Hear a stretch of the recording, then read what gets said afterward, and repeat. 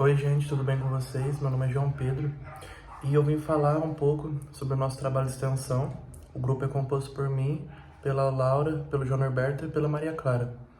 O nosso trabalho ele teve como objetivo melhorar a produção de jiló e abobrinha em uma propriedade no município de Itajubá, aqui em Minas Gerais mesmo. A gente selecionou o produtor porque é um local que carece muito de mão de obra especializada, no caso de agrônomos. Então é uma área que ele nunca recebeu suporte, nem mesmo da prefeitura, de outros locais. Então a gente resolveu ajudar eles lá e melhorar essa produção de abobrinha para garantir uma boa produtividade e o lucro da produção. A propriedade, como eu falei anteriormente, é localizada no município de Itajubá, e a gente foi lá na propriedade do senhor Rafael para retirar a análise de solo e conversamos um pouquinho com ele. E a gente observou que na área era uma área de várzea e que nessa área de várzea ela alagava muito, tinha alguns problemas de drenagem durante o ano, um solo bastante argiloso e é uma área que nunca recebeu calagem, nem foi usado matéria orgânica também nela. Então era uma área que carecia muito. O produtor utilizou somente adubos formulados lá, 414-8 e 20020. São os únicos adubos que ele usava lá. E ele também relatava que causavam algumas doenças devido ao encharcamento, coisas que acarretam no prejuízo da lavoura. Então, a retirada da análise de solo foi feita, foi mandado para o laboratório aqui do Instituto, Campos Inconfidentes, e a gente confirmou algumas suspeitas do produtor, né? Como, por exemplo, a matéria orgânica, que estava abaixo de 3%, um valor muito baixo, saturações de alumínio, saturações para alumínio elevadas, a gente tinha pH abaixo de 5,5, a gente tinha fósforo muito baixo, a questão do potássio, por incrível que pareça, ela estava alta, pode ser algum caso de chegada de sedimentos, seja por enchentes, por ser uma área de baixada, ou por adubações anteriores, que poderiam ter causado esse nível elevado de potássio em comparação aos outros nutrientes.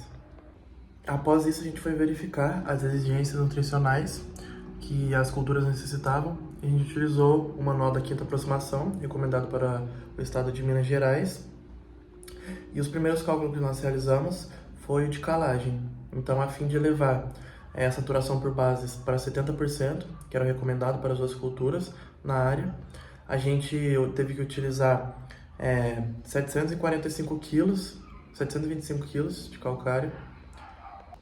E para a gente verificar, né, as exigências nutricionais das culturas, após a análise de solo, a gente utilizou o manual da quinta aproximação, manual utilizado para o estado de Minas Gerais, e a primeira coisa que a gente verificou foi a calagem. Para a calagem, a gente estava a fim de elevar os teores de saturação por base para 70%, que são os indicados para as culturas lá. A gente verificou que necessitava de 725 quilos dentro daquela área, é uma área de 1.400 metros quadrados, e a gente cotou um calcário de PRNT 80%, 12% de óxido de magnésio, a fim também de elevar os teores de magnésio a 1 centimol por decímetro cúbico. Como fosfatagem, a gente utilizou o termofosfato magnesiano, que ele tem uma liberação gradual no solo, ou seja, é bom para a gente fazer esse trabalho de recuperação daquele solo que já era um pouco pobre, para ele se desenvolver ao longo do tempo. E o recomendado, né, foi 283 quilos desse termofosfato magnesiano, que o nome do produto comercial que a gente cotou chama Iorin. A gente cotou com alguns representantes daquela empresa e a gente fez esse levantamento, pois os teores de fósforo estavam muito abaixo do esperado. Na questão do potássio, como eu falei anteriormente, o valor de potássio já estava muito alto, então não foi necessário. Então, para evitar uma salinização do solo, a gente evitou de fazer essa potassagem. No caso da adubação orgânica, a gente optou por usar o esterco de galinha curtido e a gente trouxe 3 doses para o produtor, de acordo com a disponibilidade de transporte e o que ele poderia fazer naquele momento. O primeiro valor, 5 toneladas por hectare, o segundo, 7,2 toneladas por hectare e o terceiro, 10 toneladas por hectare. Aí ficaria a critério do produtor.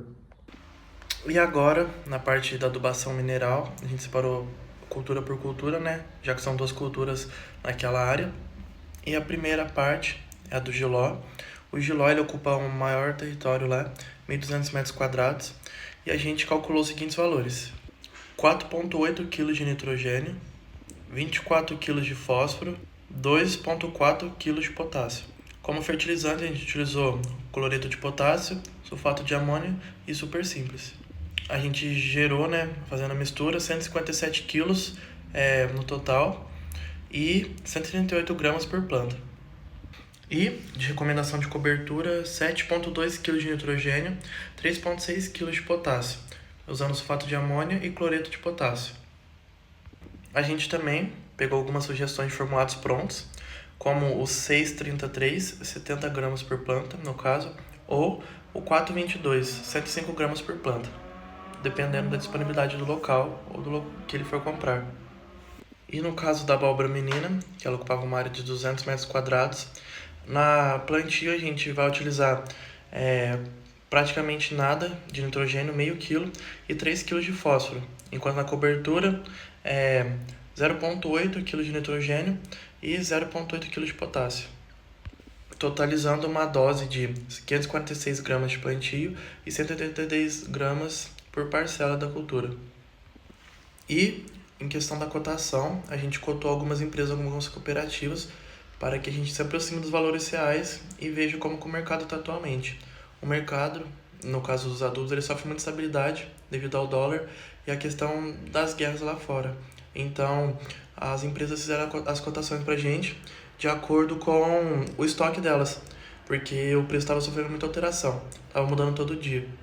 E a gente consultou algumas cooperativas, como a Copama, a Granja Fazenda, os vendedores de Orim, que eu falei anteriormente, no caso do fósforo, e o pessoal da Adubo Ceal também sugeriu algumas coisas pra gente, a gente conversou com eles.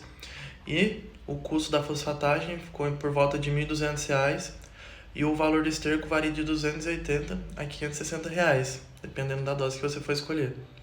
E com esse trabalho a gente pôde ver na prática como que é o atendimento ao produtor. Desde a parte de chegar, conversar com ele, ver o histórico da área, fazer análise de solo, até a interpretação dos dados e cotação dos valores para que o produtor ele tenha maior eficiência da sua lavoura, maior produtividade e a gente cumpra o nosso papel como agrônomo.